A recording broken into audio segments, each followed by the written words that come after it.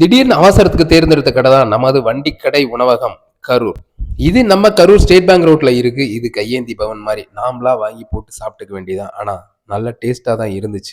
என்ன ஆர்டர் பண்ணலாம் லிஸ்ட்டை போய் படிச்சு பார்த்துட்டு வந்து ஓரமா உட்காந்தோம். கும்பல் பெருசா இல்ல, பணியாரமும் பெருசா இல்ல, சுட்டுக்கிட்டே இருந்தாங்க.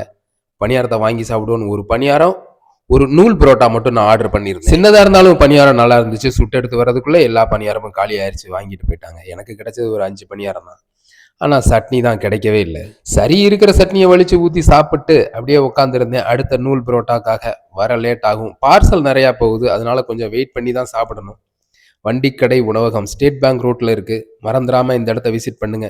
சரி, நூல் புரோட்டா பார்க்கலான்னு எந்திரிச்சு போறப்ப நூல் புரோட்டா வந்துருச்சு. ஆஹா, போடுங்கம்மா நூல் புரோட்டாவை அப்படின்னு போட்டா நல்லா தான் இருந்துச்சு நூல் புரோட்டா. அதுக்கும் வெறும் குழம்பு மட்டும் தான், சட்னி கொஞ்சம் கூட இல்லை பாருங்க. இந்த நூல் புரோட்டால வெறும் நூல் நூலா வந்துச்சு. சரி, நூலை வச்சு நாமளே துணி தைச்சிருவோம் அப்படின்னு எடுத்து சாப்பிட்டு பார்த்தா பரவாயில்ல, நூல் புரோட்டாவும் நல்லா தான் இருக்கு. அப்படியே சப்ஸ்கிரைப் பண்ணி லைக் பண்ணி ஷேர் பண்ணிருங்க. போய் சாப்பிடுங்க.